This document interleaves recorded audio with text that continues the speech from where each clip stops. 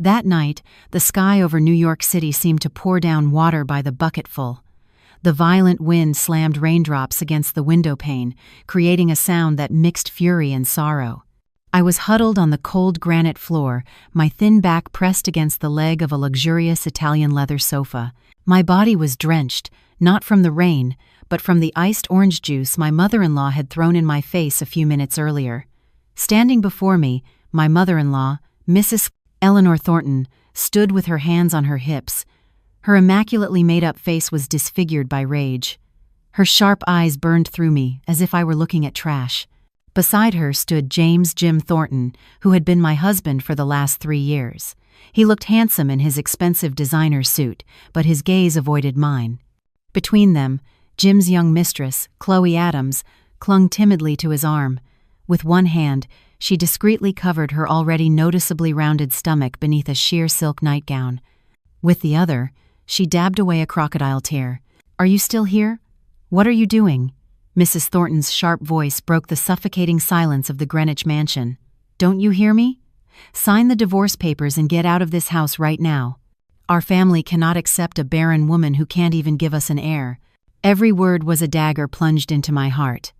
A barren woman.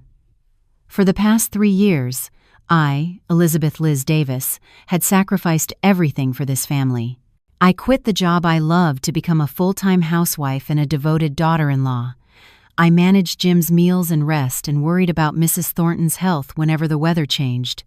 The housework, the social affairs, I did everything to live up to my position as a daughter-in-law in this affluent family.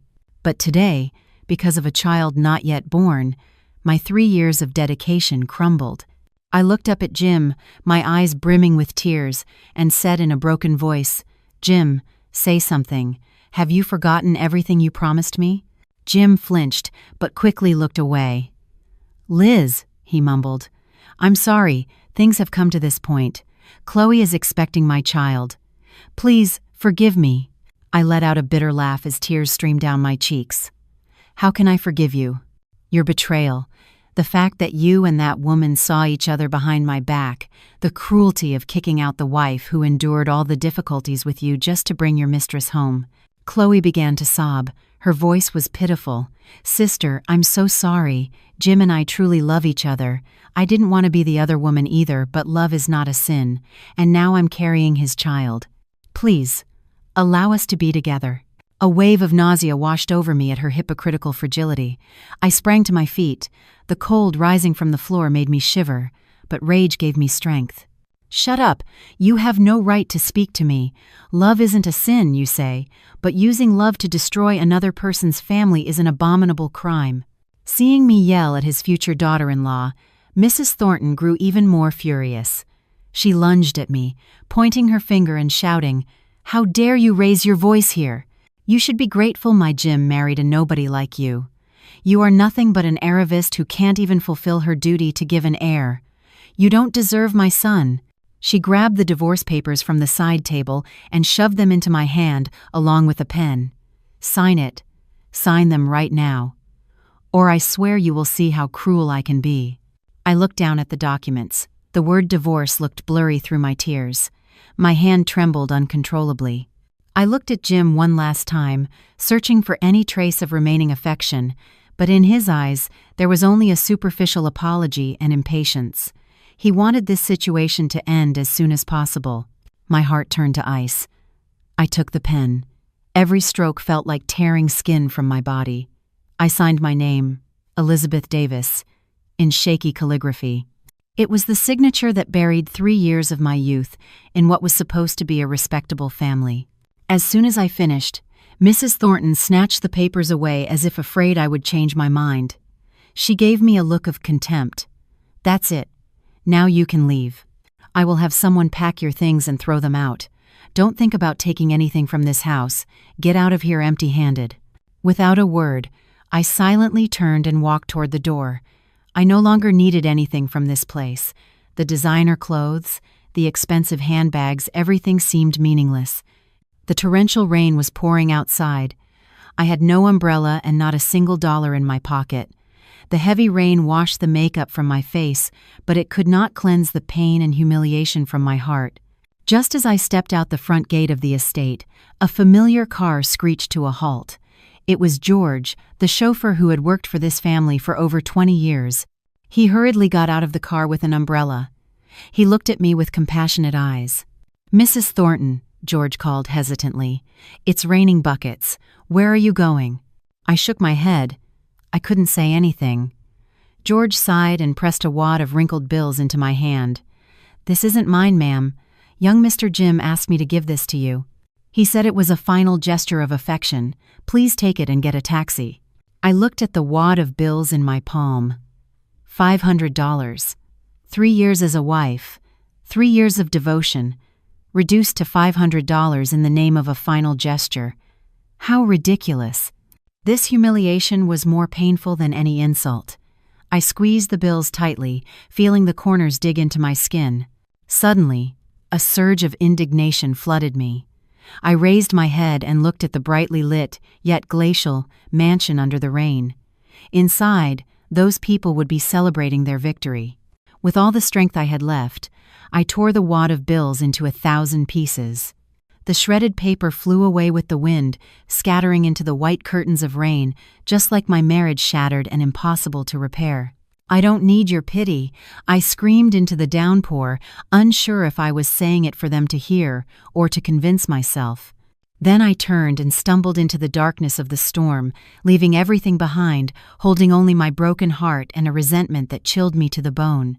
In the days following that stormy night, I lived like a shadow, devoid of strength. I found a small, damp attic apartment in a quiet alley in Sunset Park, Brooklyn. The small savings I had from before my marriage would soon run out. I had to find a job. I had to stand on my own feet. But 3 years as a housewife had undermined my confidence and atrophied my professional skills. I sent my resume to several places, but all politely rejected me. I was desperate. While searching for work online, I stumbled upon a job advertisement for the Sterling Group. They were looking for an administrative assistant. No extensive experience was required, just meticulousness and diligence. The salary wasn't much, but in my situation, it was my only lifeline. I submitted my application without much hope, but to my surprise, I received a call for an interview. That morning, I put on the most decent office attire. I had a white blouse and a black pencil skirt I had bought long ago. I applied a little makeup to hide the fatigue and dark circles from lack of sleep. Standing in front of the Sterling Group's imposing skyscraper on Park Avenue, a symbol of New York's wealth and power, I felt incredibly small and insignificant. I took a deep breath and promised myself to do my best. The interview went quite well. The human resources director was a stern-looking middle-aged woman, but her questions were professional. I answered as best I could. Just as the interview was about to conclude, and I was silently praying for a positive result, the door suddenly opened. A man in his 60s entered, tall, kind-looking, but with an aura of authority. His hair was gray, but his eyes were still bright and intelligent. He wore a perfectly tailored gray suit. The HR director immediately jumped up and bowed her head respectfully. "Mr. Sterling, what brings you here?" I quickly stood up as well, startled. "Mr. Sterling?" This man was the chairman of the Sterling Group, Mr. William Sterling, a legendary figure I had only seen in newspapers. Why would he appear at an interview for such a low-level position? Mr. Sterling nodded briefly to the employee, and then his gaze casually swept over me and stopped. His eyes fixed on me. His expression changed.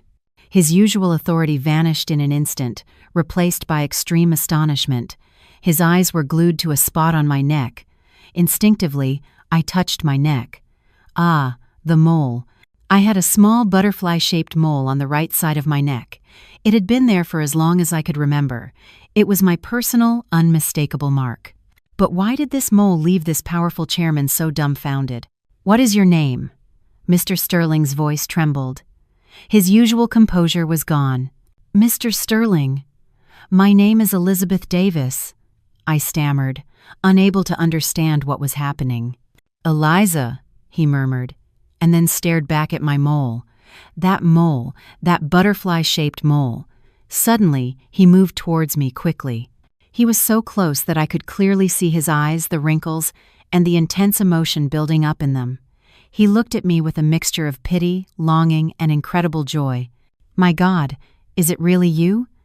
Are you truly Eliza?" he said with a shaking voice. I was completely bewildered. "Mr. Sterling, perhaps you are confusing me with someone else." Mr. Sterling didn't reply. He stepped back a few paces and pulled his cell phone from his pocket. His fingers trembled as he dialed a familiar number. As soon as the other side answered, he forgot about my presence and the stunned HR director and yelled into the phone, "Richard! Richard! Listen to me!"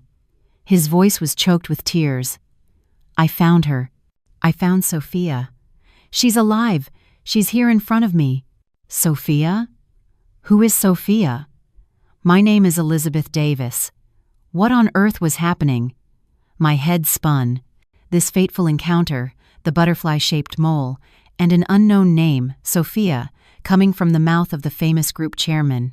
Everything seemed to drag me into a whirlwind of unanswered mystery. I felt that my life, which had already hit rock bottom, was about to be thrown onto a crossroads I couldn't even imagine. Both the HR director and I were paralyzed by Mr. Sterling's reaction. After his urgent and emotional call, he immediately dismissed the director. I was left alone with him in the luxurious interview room, which now had a strangely tense atmosphere. He invited me to sit in the chair opposite while he paced the room, still unable to recover from the shock and emotion. Finally, he stopped, sat down facing me, and looked at me with an incredibly complex expression. It was a mixture of joy, pain, doubt, and intense hope. "Miss Davis," he began, his voice calmer yet still shaky, "could you tell me how old you are and what you know about your biological parents?" I was bewildered by the sudden question. "Yes, Mr. Sterling, I am 25 years old and I am an orphan. I grew up at the Sunflower Home for Children. The nuns told me they found me when I was very small and took me there." Hearing the words, "the Sunflower Home for Children," Mr. Sterling's eyes shone again. He nodded repeatedly, as if confirming something. "Yes, of course, the Sunflower Home. Everything fits." "Everything fits?" I understood less and less. "Mr. Sterling, what is going on? And who is this Sophia you called earlier?" Mr. Sterling took a deep breath, trying to calm down. He looked at me with eyes full of compassion. "Sophia is the name of my lost niece. To be more precise, the second young lady of our family, the granddaughter of the founder of this group, my father." I gaped, feeling a buzzing in my ears. Second young lady? Family? What did those distant words have to do with me, an orphan? Mr. Sterling began to recount a tragic history buried for 20 years. He said that 20 years ago, a terrible tragedy struck the family. The great chairman's second son and his wife Sophia's parents were kidnapped for ransom. Along with them, their 5-year-old daughter, Sophia, was kidnapped. The ransom was paid, but the kidnappers vanished, and the family only recovered their son and daughter-in-law's bodies after a car crash miles away. We all slowly accepted the painful truth that the child was no longer in this world, Mr. Sterling said, his voice choked. But I never gave up hope. I always believed she was alive somewhere. Before she disappeared, Sophia had some very distinctive physical features. "Like you, she had a butterfly-shaped mole on her neck," he said, pointing to my neck. I unconsciously touched the familiar mole, and he continued. "She had a small mole on her left earlobe. Instinctively, I touched my left ear. Yes, I had a mole there. I had always thought it was a normal feature. And most importantly, Mr. Sterling looked straight into my eyes. The day the child was kidnapped and disappeared, we later discovered that the Sunflower Home for Children admitted a girl about 5 years old. The child suffered from temporary amnesia due to shock and had no identification. That child was you, wasn't it, Miss Davis?" Suddenly, my head began to throb. Mr. Sterling's words were like a key unlocking a door to dusty memories in my mind. Faint, fragmented images began to flood me. I saw a loving woman with long hair hugging me. She smelled of jasmine. I saw a tall man who always carried me on his shoulders. His laughter was warm. I saw myself in a car. And then a loud crash, blinding light, screams, and darkness. Ah! I clutched my head. The sharp pain almost made me faint. The fragments of broken memories tore at my mind. They were both familiar and strange. Mr. Sterling jumped up to support me. "Are you all right? Do you remember anything?"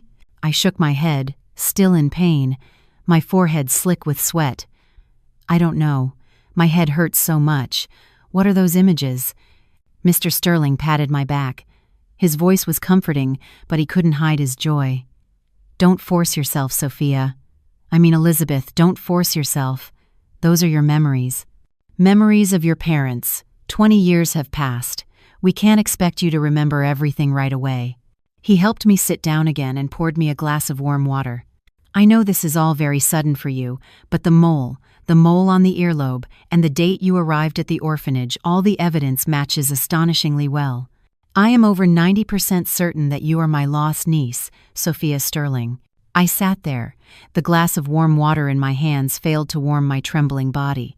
From an abandoned wife and an orphan with nowhere to go, I could suddenly be the second young lady of a prestigious family.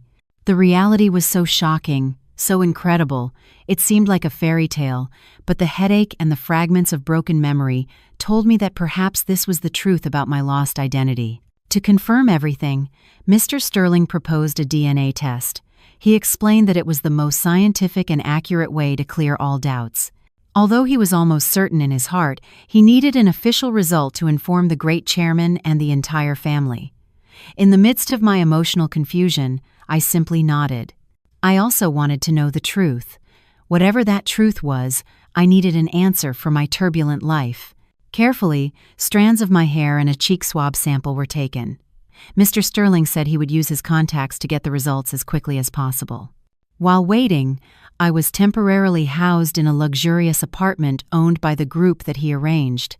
He asked me not to go anywhere, not to contact anyone, and just to rest and wait.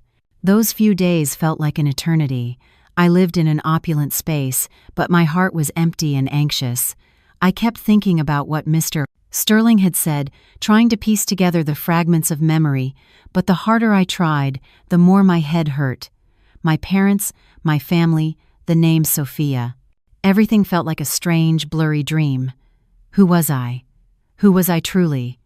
The question tormented me, giving me no peace. Finally, the day arrived. Mr. Sterling came to see me at the apartment in person. In his hand, he held a carefully sealed envelope. His face was tense but illuminated by hope. He sat down opposite me and placed the envelope respectfully on the table. "The results are here, Sophia." His voice was low, my heart pounded hard in my chest, and my hands, resting in my lap, were clenched. This was the moment that would decide my fate. Mr. Sterling slowly opened the envelope and pulled out the paper. He glanced at it, and his shoulders trembled slightly. He raised his head and looked at me. His eyes were red and tear-filled. Without a word, he slid the paper toward me. With trembling hands, I took the report. Numbers, complex scientific terms danced before my eyes, but I didn't need to understand them. I just needed to see the final conclusion, printed in bold and clear, result of DNA sample analysis. The relationship between the two subjects is direct kinship. Probability 99.999%. 99.999%, an almost absolute number. I was not Elizabeth Davis, I was Sophia Sterling. The paper fell from my hands. The tears I had suppressed for the past few days erupted uncontrollably. I didn't know if I was crying for joy or sadness. Joy at finally finding my roots, at knowing I wasn't an abandoned child. But this truth also meant that my parents were truly no longer in this world. They had been cruelly murdered. Mr. Sterling approached and placed a hand on my shoulder.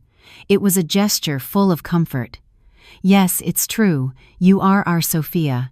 Welcome home, child." For the first time, someone called me by that name with such certainty. Sophia. Sophia. It felt both strange and familiar. Only after we had both calmed down did Mr. Sterling tell me more details about the old tragedy. He said the car accident was actually a very well-planned murder. The kidnappers received a huge sum for the time, but to eliminate the evidence, they acted cruelly. The police investigated for a long time but never found the culprits. The case became an unsolved mystery, the family's deepest wound. "Your parents were very good people," Mr. Sterling said sadly. Your father, Gabe Sterling, was a talented architect, but gentle in character. He didn't like confrontations. Your mother, Eliza Wells, was a cellist, a gentle and kind woman. They just wanted a normal life. But fate was too cruel. Hearing about my parents broke my heart. The image of the warm man and the jasmine-scented woman became clearer than ever in my mind. They were my parents. Now, Mr. Sterling brought me back to reality. You have to prepare to come home, to the family. You are going to meet your grandfather. William Sterling, the great chairman, has been waiting for this day for 20 years. And you also have an older sister, Catherine Sterling. Grandfather, sister, relatives, whose existence I didn't even know. A mixture of anticipation and anxiety arose in me. Would they accept me? Could I fit into a completely unknown world? A world of wealth and power I had never imagined? My life, from this moment on, officially moved to a new chapter with the name Sophia Sterling. A gleaming black luxury sedan drove through the elaborate wrought iron gates and slowly entered a well-paved driveway flanked by shady, centuries-old trees. As we proceeded, a majestic mansion, like a fairy tale castle, gradually appeared. This was the family's primary residence in Greenwich, Connecticut, and as of today, it would be my home. Sitting next to me, Mr. Richard Rick Sterling smiled faintly, seeing me hold my breath as I admired the scenery. "Welcome home, Sophia." I didn't know how to respond, so I simply nodded awkwardly. My heart pounded with excitement and fear. Everything had been so fast and sudden. Just last week, I was a repudiated wife living in a humble attic apartment. This week, I was sitting in a luxury sedan, returning to the country's wealthiest family with a completely new identity. The car stopped in front of the main entrance of the mansion. A long line of servants was already waiting. When Mr. Sterling and I got out of the car, they all bowed in unison. At the front stood a middle-aged man in an impeccable butler uniform. He seemed strict, but his gaze was very kind.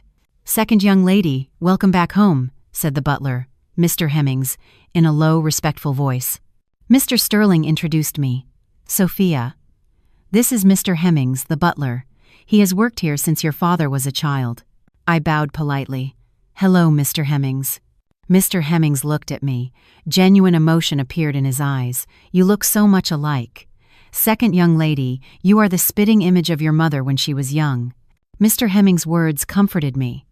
At least in this unfamiliar place, there was someone who recognized me through the image of my mother. Upon entering, I felt completely overwhelmed by the luxury. The floor was shimmering marble. A huge crystal chandelier hung from the high ceiling, and expensive classic furniture was tastefully arranged. Everything exuded extreme wealth and authority. As I looked around dazed, a clear voice came from the grand staircase. "Little sister, you finally returned." I looked up. A beautiful woman was descending the stairs. She wore a jade silk dress that accentuated her perfect figure and fair skin.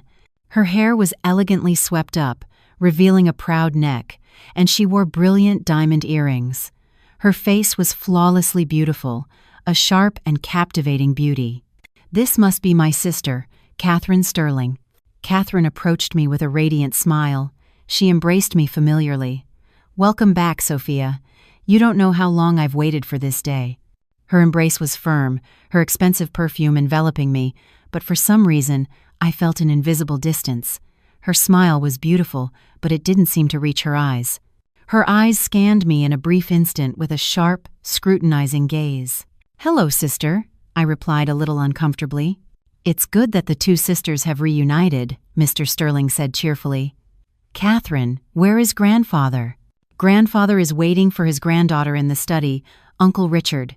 "Go see him," Catherine replied, her voice still sweet as honey. Chairman William Sterling's study was at the end of the hall. Mr. Hemmings silently opened the heavy wooden door. Inside, an elderly man with white hair sat in a large wingback armchair with his back to the door, holding a silver-handled cane. "Grandfather, Mr. Chairman, I have brought the second young lady," Mr. Sterling said, breaking the silence. The chair slowly turned. I held my breath.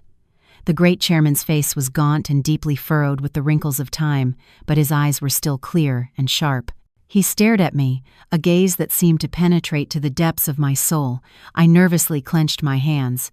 The chairman said nothing but raised his thin, trembling hand and pointed to my neck, his gaze fixed on the butterfly-shaped mole.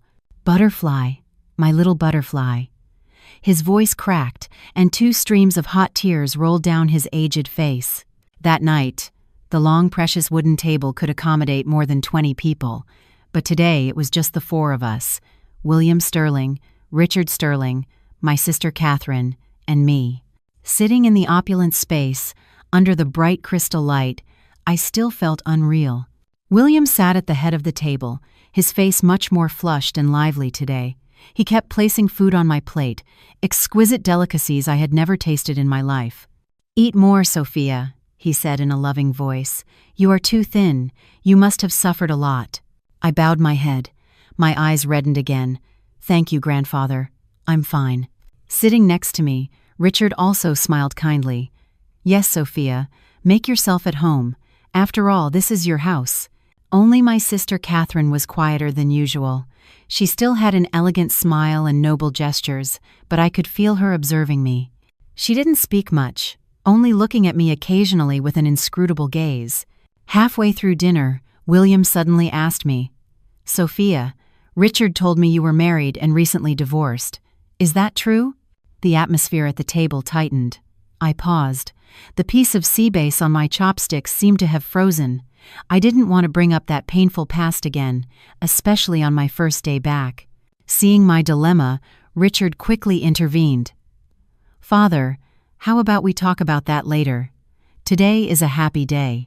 "It's okay, Uncle," I interrupted him, taking a deep breath. I knew I couldn't avoid it forever. It's already in the past. I raised my head. I looked directly into my grandfather's eyes and told him my story. I didn't elaborate or present myself as a victim. I simply calmly described my 3 years of marriage, Jim's betrayal, and how I was kicked out empty-handed. I tried to keep my voice from trembling, but upon mentioning the $500 gesture of affection, I couldn't help but feel indignation rising in my eyes. The table was silent.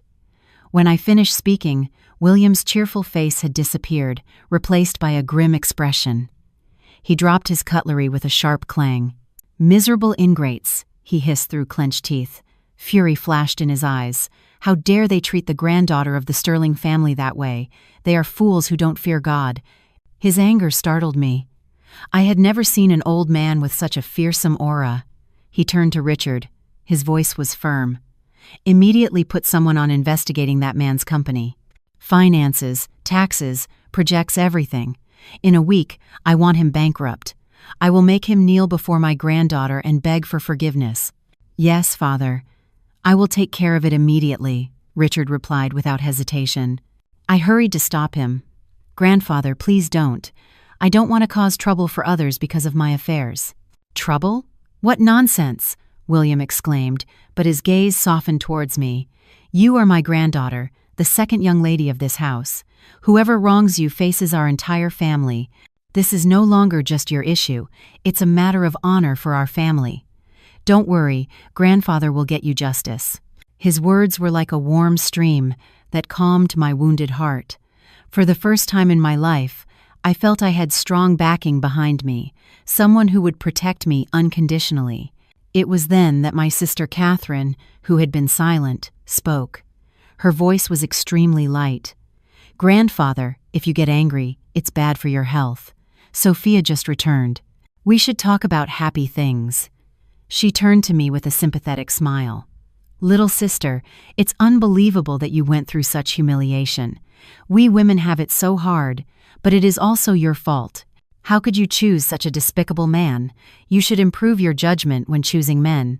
Her words on the surface seemed like comfort, but each one was a needle pricking my pride. She was mocking me for being foolish and having poor judgment of character. Her smile remained perfect, but in her eyes there was a barely perceptible gleam of satisfaction. A silent undercurrent flowed over the now peaceful table. I realized that my life here would not be as simple as the love my grandfather gave me, and this beautiful sister was my first challenge. Starting the next day, my life entered a completely new orbit, one that my grandfather called a special training program. He said his granddaughter should not just be a decorative vase, but a worthy successor with the talent and courage to stand firm in the business world and assume the family's responsibilities. My daily schedule was packed. Early in the morning, the best tutors came to the mansion to teach me business administration, finance, and law. In the afternoon, I learned communication skills, social etiquette, wine tasting, and art appreciation. Even the way I walked, held a glass, or smiled.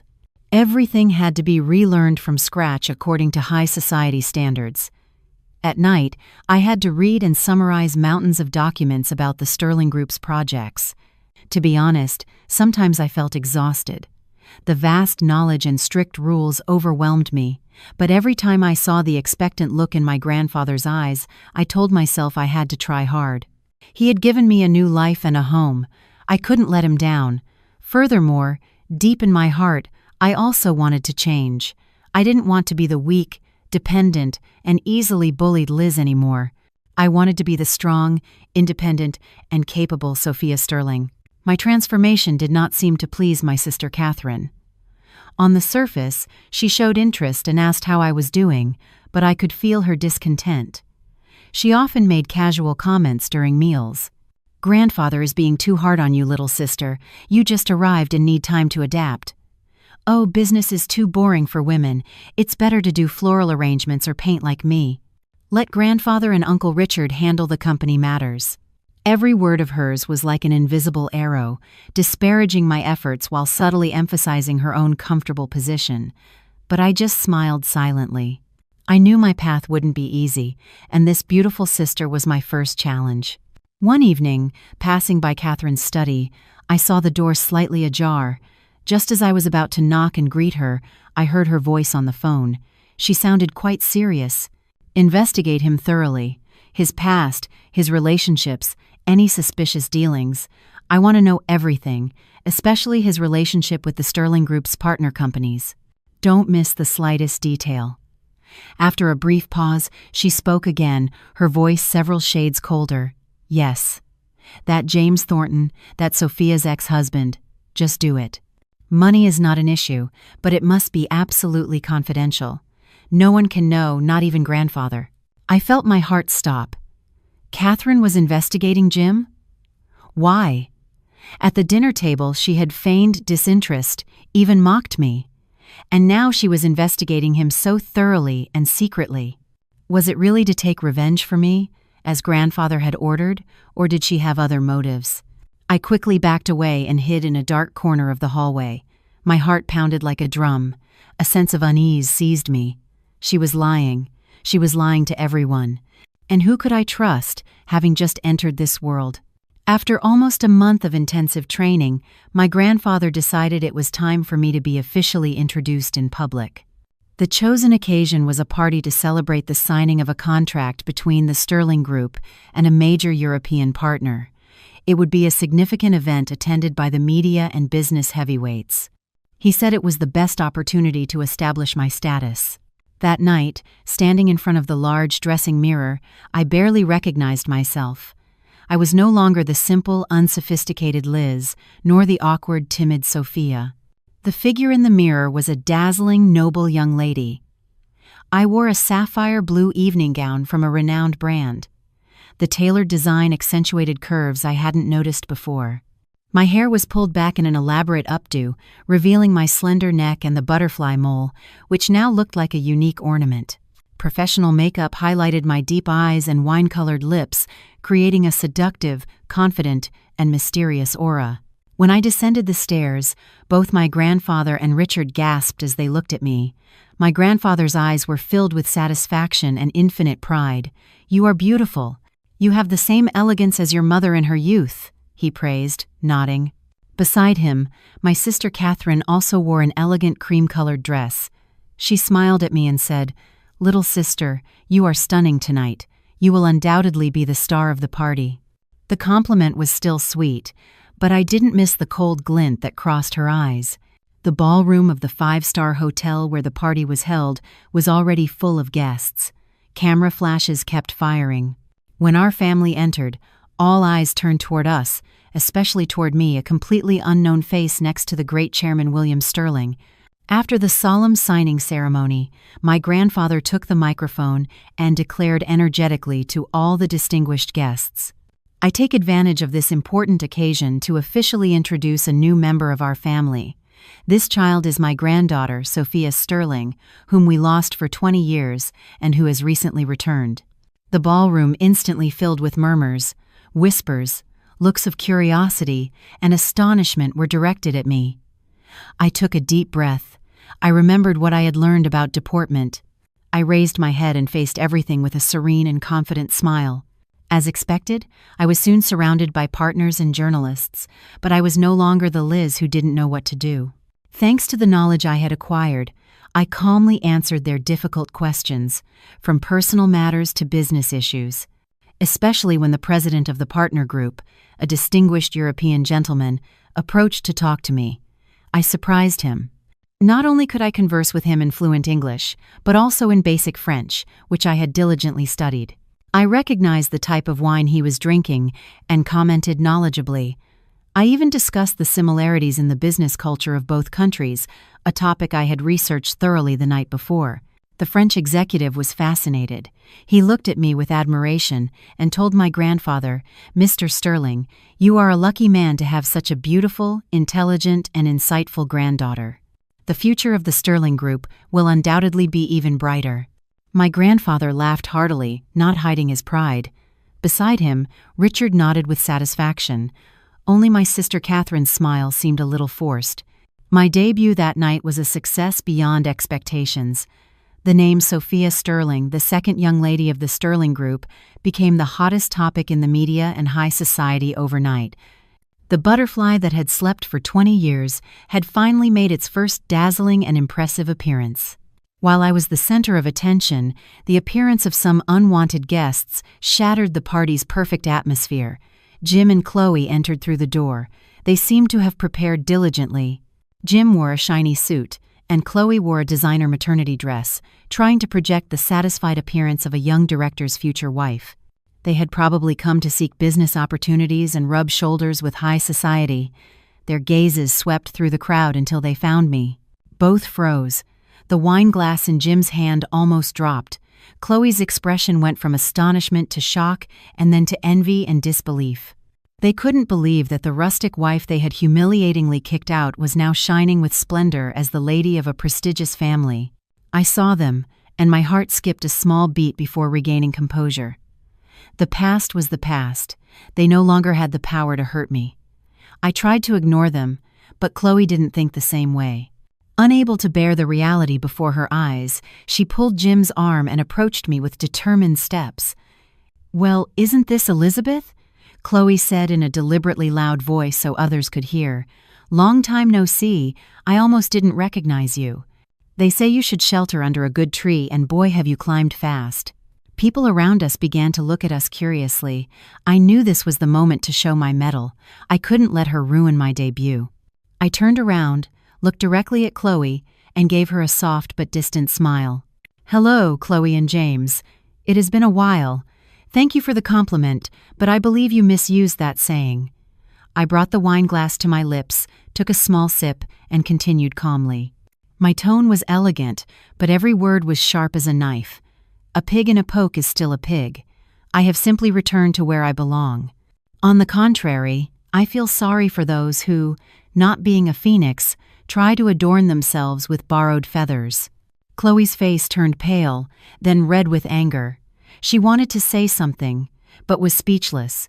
Jim, realizing the situation was not good, hurriedly pulled Chloe's hand and stammered, "Elizabeth, I mean, Miss Sterling, we didn't mean that." I directed a glacial look at Jim. "Mr. Thornton, I don't think we have anything more to talk about, but if you insist, I suppose I should thank you." Jim looked at me surprised. I smiled disdainfully.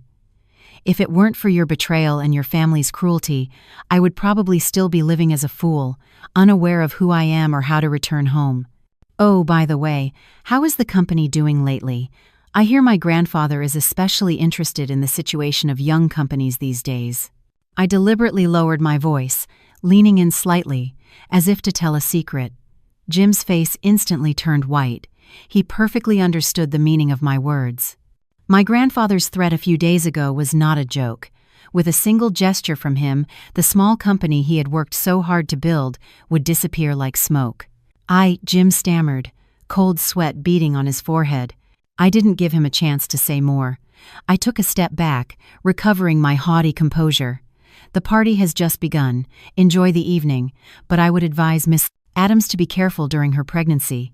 It's not good to be in crowded places or get too excited, for the baby's sake. Finished with my intervention, I turned elegantly and left, leaving them stranded amid the curious glances and whispers of the crowd. They had become the laughingstock of the party. In the distance, I saw my sister Catherine standing with a glass of champagne. On her lips was a smile of satisfaction, as if she had just watched a funny play that she herself had directed. My heart sank. She was definitely not a simple person. The confrontation with Jim and Chloe gave me a brief sense of victory, but it was followed by emptiness. Humiliating them was not as satisfying as I had thought. It only confirmed that they and I belonged to completely different worlds. That past, although painful, was truly behind me. That night, after returning to the mansion, I went back to my room exhausted. I took off the dazzling dress and wiped away the heavy makeup. I was myself again, the Sophia who was still trying to adapt to her new identity. I stood by the window, gazing at the vast, silent garden under the moonlight, lost in thought. At that moment, my phone on the table briefly vibrated, announcing a new message. It was from an unknown number. I opened it out of curiosity. The message was short, but its content stunned me, as if an electric current ran through my body. Sophia, it's Jim. I know you hate me, but there are things you need to know. If you want to know the truth about your parents' accident 20 years ago, meet with me. Don't trust your sister. It's not as simple as it seems. I read the message over and over. My heart pounded. Jim, why would he send me a message like that? What did he want? Was it a trap? Perhaps he wanted revenge after the humiliation at the party. 1,000 questions and doubts arose in my mind. I had no reason to trust Jim, the man who had cruelly betrayed me, but his warning about my sister Catherine terrifyingly matched my own suspicions, the secret phone call I had heard, the meaningful smile on her face as she watched me confront Jim. Everything indicated that this elegant and kind sister hid another face. And what shocked me most was that he mentioned the truth about my parents' accident. It wasn't an unsolved case. How could Jim know? Was he involved? Or was it just bait to bring me in? I paced back and forth in the room, my heart troubled. On one hand, there was my hatred and distrust of Jim. On the other, the burning desire to find the truth about my parents' deaths and the growing unease about my own sister. Finally, the desire to find the truth won. I couldn't keep living amidst deception and dark secrets. Even if it was a trap, I had to go. I had to meet Jim and find answers. I picked up the phone, and with trembling fingers I replied, "Time and place." The calm night sky outside the window seemed to foreshadow that another storm was about to break in my life, a storm much more terrible than the betrayal of my marriage, because it was related to intrigues and hatreds hidden for 20 years. The meeting with Jim was not as I expected. He simply sent me an email address by message, saying that when the time came, he would send me all the information there. And he insisted that I be very careful with Catherine. His ambiguity made me even more uneasy, but at the same time, it made me more alert than ever. I knew I was walking on thin ice, surrounded by conspiracies I had yet to unravel. A few days after the party, at a family meeting, my sister Catherine made a sudden proposal.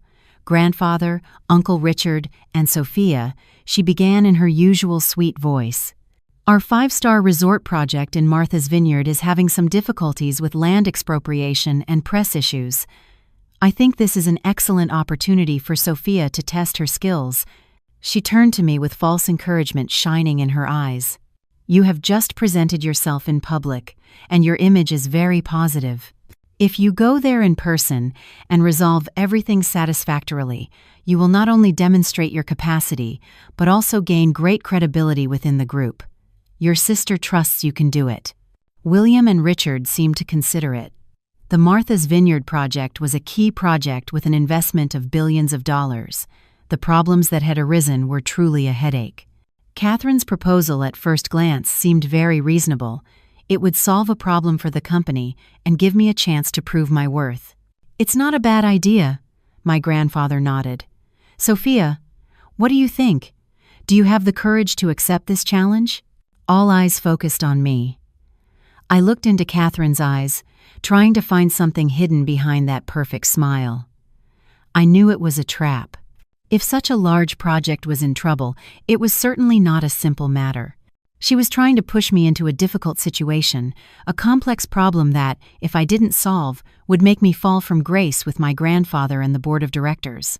But if I refused, I would appear weak and incompetent. "Grandfather, uncle, sister," I stood up and said in a calm but firm voice, "I accept the mission. I couldn't back down. This was my chance to show I wasn't anyone's puppet." I immediately requested to see all the project documentation. I spent the entire afternoon locked in my office, meticulously reading every document, every contract line, every financial report. And as I expected, the problem was far from simple. I found irregularities in the accounting books. There were large disbursements for compensation and aid, but without clear documentation to back them up. Everything was approved with my sister Catherine's signature as vice president and project manager. More seriously, I found the contract with a partner company specializing in land management called Hercules Development. The name itself didn't catch my attention, but the company's registration address froze me. It was the former address of Jim's company before he moved to a larger, more presentable office. A murky connection began to emerge. Catherine and Jim had a business relationship. She had given Jim's company a part of this lucrative project, and it was very likely that those opaque expenses had gone into their personal pockets. This trap in Martha's Vineyard was not just to sink me, but also to cover up her own corrupt practices. I felt a chill. The complexity of the matter far exceeded my imagination, but instead of fear, a flame of determination burned within me. I had to go to Martha's Vineyard. Not only did I have to solve this mess, but I also had to unmask my respected sister's true face. The plane landed at Martha's Vineyard Airport at noon under a scorching Sunday. Without wasting time, I headed directly to the project site. The spectacle I found was even more chaotic than what I had read in the reports. The main entrance was blocked by a group of local residents. They held signs and shouted slogans while the workers clustered, unable to work. The atmosphere was extremely tense. The project director, a middle-aged man named Mr. Miller, ran to greet me, his face pale. "Vice President Sterling, you've arrived. The situation is very complicated. The residents refuse to move. They accuse us of being scammers and claim the compensation is unfair." My gaze was not directed at the protesting crowd, but toward the nearby coast. Among the small fishing boats, a yacht was moored, old but still seeming robust. On the hull, 2 words were written, faded by time but still legible: Sea Butterfly. That name, for some reason, made my heart skip a beat. A strange feeling of familiarity washed over me. Sea Butterfly, like the mole on my neck. A faint memory fragment crossed my mind. The sound of waves, the smell of salt breeze, and a man's laughter. "My little butterfly, come here." "Whose yacht is that, Mr. Miller?" I asked in a slightly trembling voice. Mr. Miller followed the direction of my finger and scratched his head. "Ah, that belongs to the old fisherman Matthew. They say it's an inheritance from his father, who was also a famous sailor in his day. He's already passed away. His son sold us the land but refused to sell the yacht and left it moored there. I felt I had to go there. An invisible force was pulling me toward that old yacht. Despite Mr. Miller's protests, I headed to the dock alone. I spoke with Matthew's son and expressed my desire to see the boat. Perhaps sensing the sincerity in my gaze, he agreed. When I stepped onto the old wooden deck, I felt as if I had returned to a familiar place. Everything evoked an indescribable emotion. I entered the pilot cabin. Everything was covered in a thick layer of dust, but it was still intact. My hands unconsciously brushed the wooden rudder and the old navigation equipment. And then I saw it stuck in a small crack in the control panel. There was an old leather notebook. Trembling, I picked it up. Inside, on yellowed pages, were meticulous annotations in beautiful calligraphy. It was a logbook. When I opened the first page, my heart seemed to stop. The first line read, "Navigation Diary of Gabe Sterling." It was my father's diary. I fell to the floor, clutching the diary to my chest with both hands. Tears streamed down. My father had been here, on this very boat. It was his legacy. I quickly turned the pages, devouring every word of his writing. He wrote about sailing, about his love for the sea, and about his love for his family. On the last pages, I found an old black and white photo. In it, a very young father, Gabe Sterling, smiled radiantly with one arm around the shoulders of an unknown woman. The woman was also very beautiful, with sad eyes and a gentle smile. They were on the deck of this very sea butterfly. Who was this woman? Why was she in such an affectionate photo with my father? This diary and this photo raised more questions than answers. My father's past, the secret of his death, seemed much more complicated than I thought, but now I had an important clue, and I knew my journey to find the truth had just begun. With my father's diary in my hands, I felt a strong connection to the man I had only been able to imagine through broken memories. Pain and curiosity drove me, but reason told me I must first solve the problem before me. The Martha's Vineyard crisis was my first test, and I couldn't fail. Instead of using the force of power or money, I decided to use sincerity, a weapon my sister Catherine would never have considered. I spent the whole night meticulously rereading my father's diary. He didn't just write about the sea. He wrote a lot about his fisherman friends here, about the afternoons he spent with them having coffee and playing chess. He wrote about his respect for these simple, hard-working people and his love for this land. Among them, he mentioned old Matthew several times as a close friend. This gave me an idea. The next morning, I didn't go to the site as a high-ranking boss. I dressed in simple clothes and looked for the elders among the protesters, those who were probably my father's friends. I didn't talk about compensation or projects. I simply, in silence, showed them the diary. "Elders, do you recognize this handwriting?" I asked in a low, respectful voice. "This is the diary of my father, Gabe Sterling." Several elders approached, squinting to see the yellowed pages. A white-haired elder suddenly exclaimed, "My God, this is Gabe's handwriting. What a good man he was, always so kind." The tense atmosphere instantly softened. They looked at me with different eyes. It was no longer the hostility toward an investor, but the curiosity and affection toward the daughter of an old friend. I told them my story, how I had found my family after 20 years. I told them about my father's love for this land and its people, just as I had read in his diary. Only after establishing that connection did I begin to listen to their story. They said a man claiming to be a representative of the group had come and promised them very high compensation. But when they received the money, the sum they held in their hands was barely a fraction of what was promised. The man was a scammer, an intermediary who had colluded with Hercules Development to cheat the residents. Everything became clear. Catherine had used Jim's company as a cover to embezzle compensation funds through a scammer, lining her pockets while creating a conflict to put me in a difficult situation. I stood before the residents and solemnly promised, as a representative of the Sterling Group and the daughter of Gabe Sterling, I promise all of you that our group has been tricked by a villain. I will personally investigate this matter to the end. All compensation will be paid again in full by the group, without intermediaries, directly to each family. Furthermore, in memory of my father, we will build a cultural center and a scholarship foundation here for your children. My sincere words reached their hearts. That same afternoon, I called a press conference at the site. In front of dozens of cameras, I publicly exposed the scammers' conspiracy, without yet mentioning Catherine or Jim, and announced the group's new compensation plan and social commitments. The crisis was resolved spectacularly. The residents, who were furious yesterday, began to move happily today. My image, as a young, intelligent, determined, and humane leader, filled the pages of the newspapers.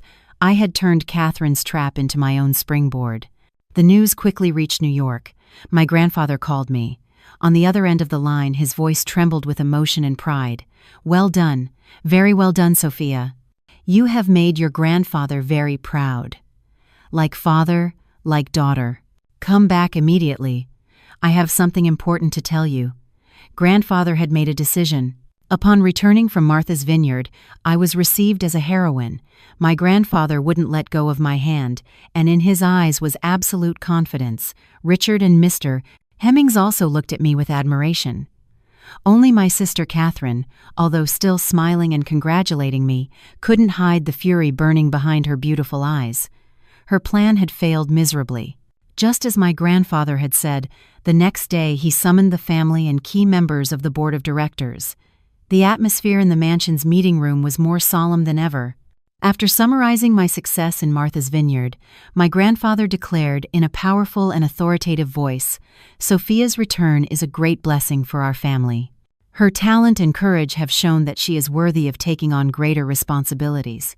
Therefore, today, before all of you, I officially declare that I will modify my will. My 51% stake in the Sterling Group and the future position of chairman of the board will be transferred entirely to my granddaughter, Sophia Sterling." A deathly silence filled the room, quickly followed by murmurs of surprise. It was a shocking decision. It meant that I, who had returned less than 2 months ago, would become the official heiress of the vast empire. I was stunned. Richard looked at me, smiled, and nodded. As for my sister Catherine, I saw her face turn pale. Her hands under the table were so tightly clenched that her knuckles turned white. She had lost everything. The envy and hatred in her eyes were almost impossible to hide. After the meeting, when everyone had left, my grandfather asked me to stay in his study. He took my hand and said with a kind look, "Sophia, I know I am giving you a very heavy burden, but grandfather doesn't have much time left. I trust you will do well. You have to protect this family business. And be careful." His words stopped abruptly. His face contorted in pain. He clutched his chest, and his breathing became difficult. "Grandfather! Grandfather!" I screamed in alarm. William stumbled and slowly collapsed to the floor. His eyes closed. "Help! Help! Grandfather has fainted!" I screamed desperately. My screams alerted the entire mansion. An ambulance quickly arrived, and my grandfather was taken to the hospital in critical condition. The doctor diagnosed that he had suffered a stroke due to strong emotion. He fell into a deep coma, and it was unknown when he would wake up. The entire family plunged into worry and chaos. But while Richard and I kept vigil at the hospital, my sister Catherine went into action. She had been waiting for this opportunity for a long time. The next morning, as vice president and the only direct family member of William present at the company, she called an emergency board meeting. She declared that the great chairman, due to his advanced age and delicate health, had been deceived and had made an imprudent decision, and then she delivered the final blow. She brought in Jim, who suddenly appeared at the meeting as a witness. Jim testified that I was not Sophia, but an imposter named Elizabeth Davis, and that I had used trickery to deceive the entire family. To add more credibility, Catherine even presented a falsified medical report concluding that my DNA did not match the family's. The entire board of directors was in shock. Richard stood up and vehemently objected, but my grandfather's new will had not yet been notarized. His words no longer carried much weight. With the evidence and witness presented by Catherine and the fact that my grandfather was in a coma, the balance of power tilted completely in her favor. The board approved a motion to temporarily suspend all my positions, deny my informal right to succession, and delegate all management of the group to Vice President Catherine Sterling, until the great chairman woke up or there was a court ruling. The storm came as fast as a hurricane. In just 2 days, I went from being the heir to an empire to a suspicious imposter in everyone's eyes. When I returned from the hospital to the mansion, 2 burly bodyguards blocked me at my bedroom door. Orders from Vice President Sterling. "From now on, Miss Sophia cannot take a step outside this room." The door slammed shut behind me. I was under house arrest. Catherine's true trap had just officially closed. The 4 walls of my luxurious room had become my prison. I paced back and forth like a caged animal. Confusion, anger, and fear overwhelmed me. Catherine had completely turned the tables. She had not only seized the group, but had made me an imposter, a puppet in her hands. All doors seemed to have slammed shut on me. Grandfather in a coma, Richard neutralized on the board, and me, locked up, unable to contact anyone. I collapsed onto the bed, trying to calm down. Desperation wouldn't solve anything. I had to act. But how? I looked for my phone, but it had already been taken away.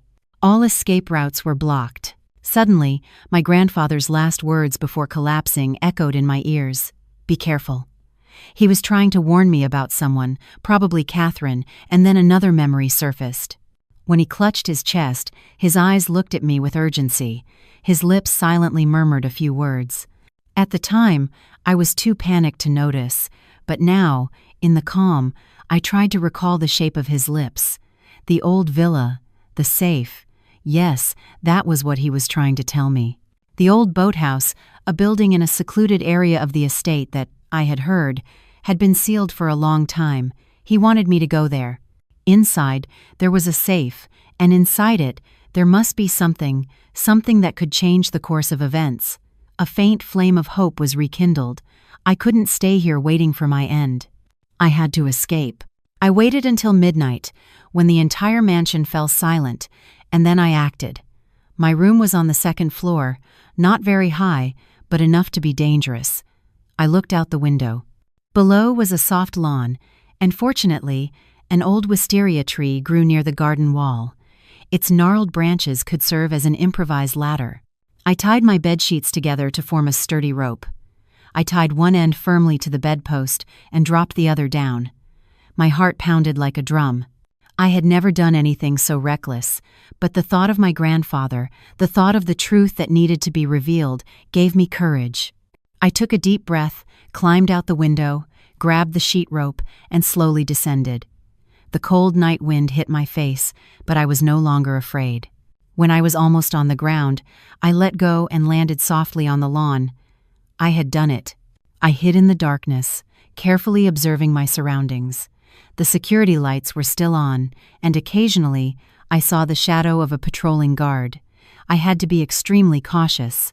Using the bushes and the darkness as cover, I moved like a shadow toward the old boathouse. The boathouse appeared before me, somber and silent under the moonlight. The main door was locked with a large rusty padlock, but I remembered Mr. Hemmings once telling me about a secret passage in the back, a basement window, that the children used to sneak in and out. I slipped along the moss-covered wall until I found it. The wooden window was rotten, and I managed to open it with a little force. I slipped inside. The damp, cold air instantly enveloped me. I turned on the flash of my smart watch that Catherine hadn't bothered to take from me. The weak light swept across a space full of dust and cobwebs. The place seemed long forgotten. Just as my grandfather had said, the safe was hidden behind a large painting in the study.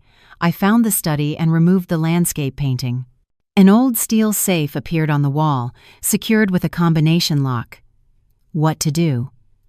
I tried my grandfather's birthday, my father's, Catherine's, all incorrect. Desperate, I sat on the floor, staring intently at the safe. Suddenly, the name Sea Butterfly crossed my mind. The Sea Butterfly.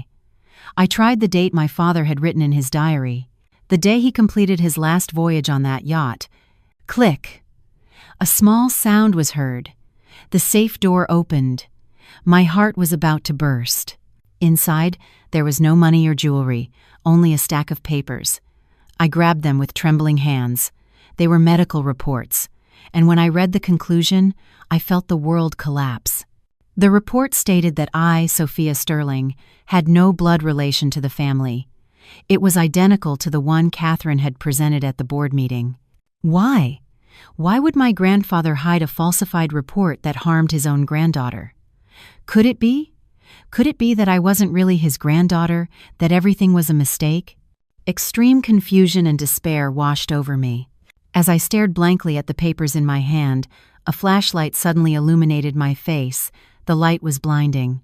Well, well, look what little mouse has hidden here. Catherine's mocking voice sounded from the study door. She was standing with her arms crossed, and beside her were Jim and two burly bodyguards. Her beautiful face no longer concealed her triumph and contempt. "Sister, how did you know I was here?" I stammered, trying to hide the papers behind my back. Catherine approached, laughing. "Do you think your little tricks can fool me? I've been watching you the whole time. That smart watch you're wearing has a GPS tracker. Stupid." My heart sank. I had been too naive. "Have you found what you were looking for, dear little sister?" She glanced sideways at the papers in my hand. "Yes, that's the truth.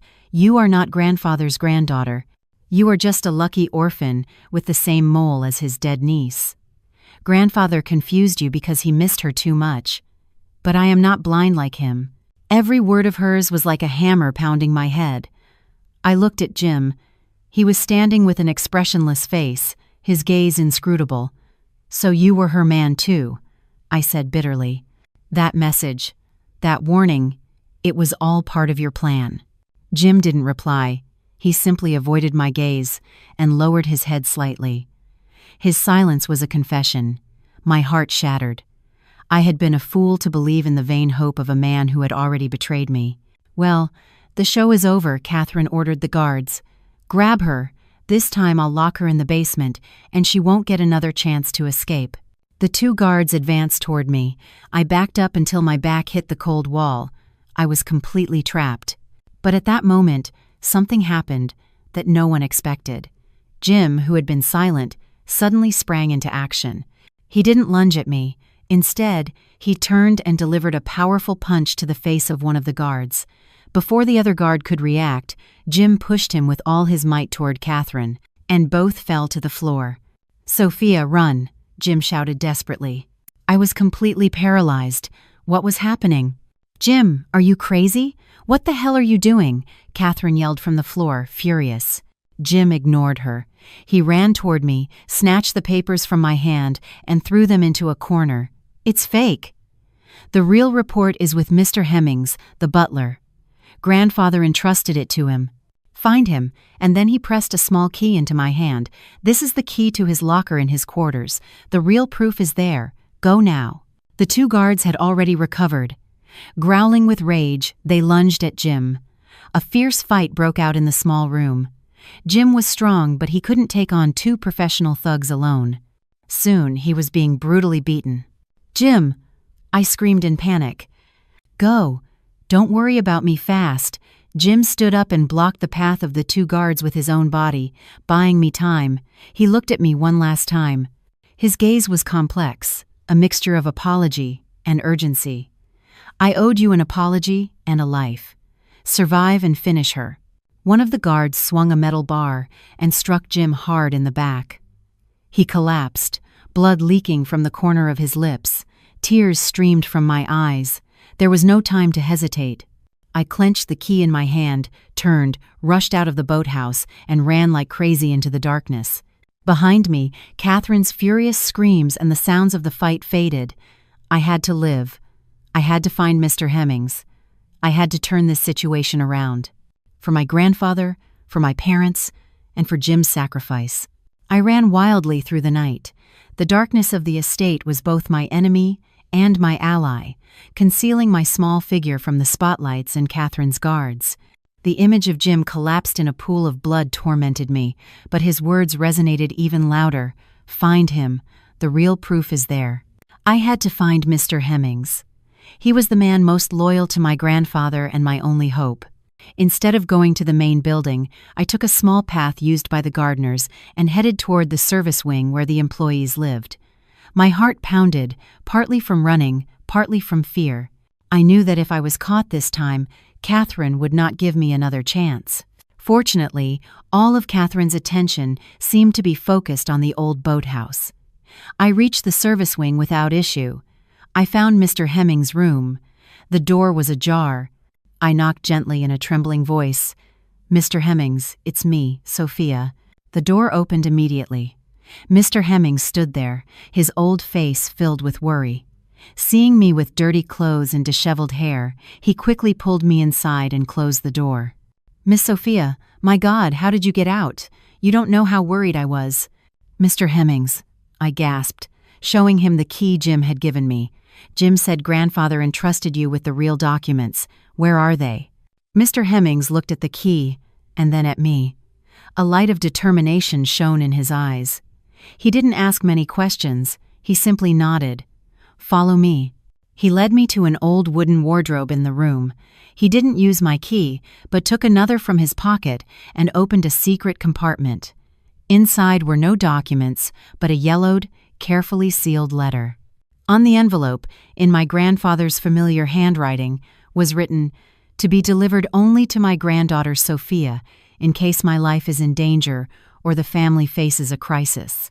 "The great chairman entrusted this letter to me last year," Mr. Hemmings said in a low voice. "He said that in this letter, miss, you would find all the answers you need, and your key serves to open the metal box where the evidence mentioned in this letter is kept."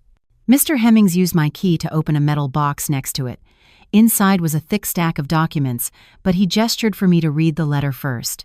With trembling hands, I opened the envelope. My grandfather's writing appeared, energetic but full of sadness. "My dearest granddaughter Sophia, when you read this, it is likely that I am no longer in my right mind to protect you, or that a great calamity has occurred. The time has come for you to know the whole truth, a truth that I have buried for 20 years for the sake of the family's so-called honor. Sophia, you are of this family's blood. You are the biological daughter of my son, Gabe Sterling, but your mother, Eliza Wells, was not his only wife. Catherine's mother, the first wife, was the legitimate wife. Your father and your mother truly loved each other, but due to family pressure, he had to marry Catherine's mother. Your mother, Eliza, was the woman in the photo you found on the sea butterfly, my son's nameless second wife. Catherine's mother, who lived her whole life consumed by jealousy, could not accept your existence. When she learned your mother was pregnant, she went insane. It was not kidnappers. She orchestrated the kidnapping. Her goal was to kill two birds with one stone, get the ransom, and eliminate you and your mother at the same time. That terrible car accident was her doing. She killed your father and your mother. You miraculously survived, but you lost your memory and were abandoned in an unknown place by her henchmen, and thus ended up at the orphanage. I discovered all this truth shortly after through a secret investigation. But by then, Catherine's mother was gravely ill, and Catherine was only a child. I couldn't expose my daughter-in-law's crimes. I feared it would stain the honor of the entire family and ruin Catherine's future. I chose silence, a guilty silence that has tormented me for 20 years. I knew Catherine, spoiled since childhood, was selfish and ambitious. I feared that if she ever discovered the truth, she would hurt you. That's why I prepared everything. The fake document in the old boathouse safe was a trap to make her lower her guard, and all the evidence of her mother's crimes, your actual DNA results, a notarized will, I entrusted it all to Mr. Hemmings. Sophia, my granddaughter, use this to reclaim what is yours. Be strong. Forgive me for not protecting you better. Your loving grandfather, William Sterling. I finished reading the letter. Tears already blurred my vision. The truth had finally come out, a truth much more terrible and cruel than I could have imagined. Catherine's mother, she had killed my parents, and Catherine was following the same steps.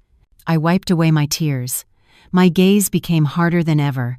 I looked at the pile of evidence in the metal box. It was no time to be weak. It was time to fight. The next morning, the board of directors meeting was held to decide the group's future. Catherine, dressed in an authoritative black suit, sat in the chairman's chair, not concealing her triumph. She was preparing for the final step to legitimize her position. "Ladies and gentlemen," Catherine began in a confident voice. "As you know, the great chairman, Mr. William Sterling, is currently in a coma and incapacitated from leading the company, and the truth about the imposter Sophia Sterling has been revealed. Therefore, today I propose to this board that we vote to officially strip her of her identity and recognize me as the sole legitimate leader of the Sterling Group." Several directors, bought by Catherine, began to speak in her support. Richard sat there with a gloomy, helpless face. Just then, the meeting room door burst open. I entered.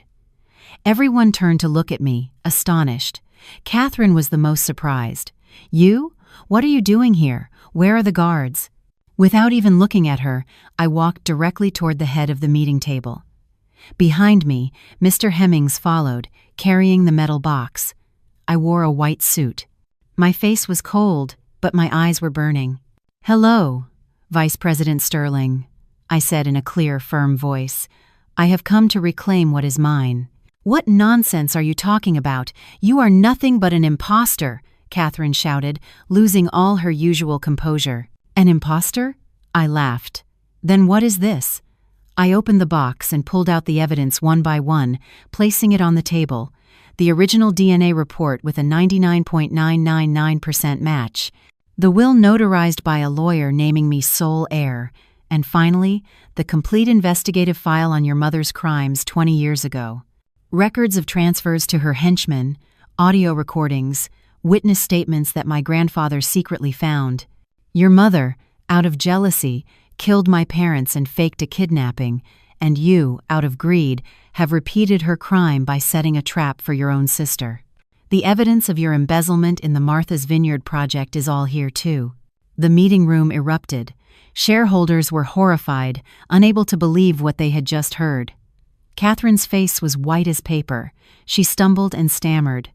No, it's not true. It's all lies. It's fake. If it's fake or not, the police will give us the answer. Just then, the meeting room door opened again. My grandfather entered, sitting in a wheelchair pushed by Richard.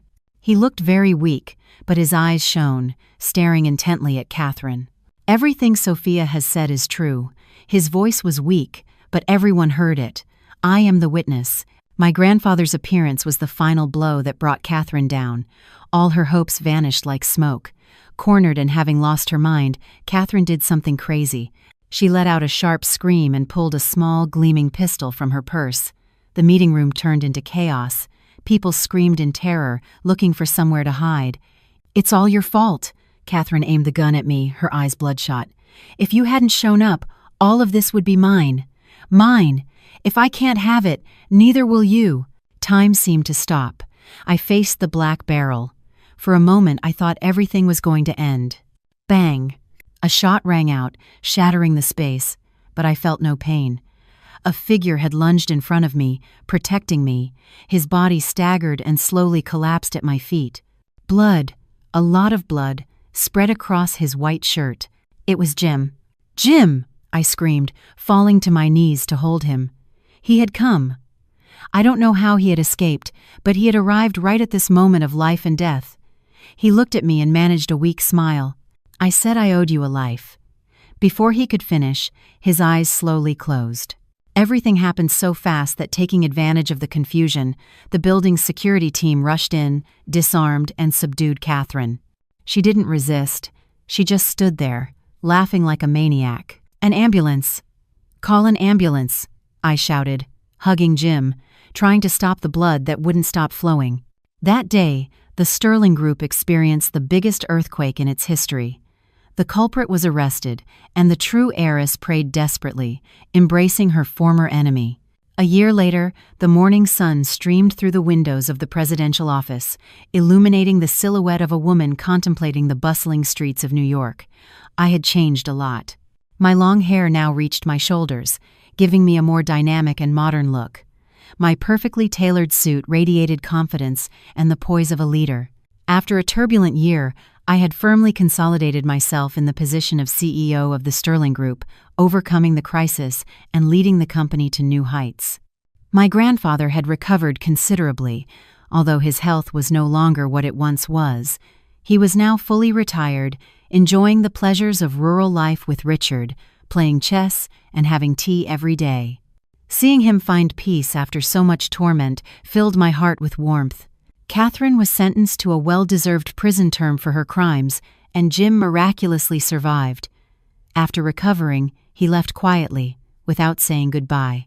Everything between us seemed to have been resolved with that fateful shot.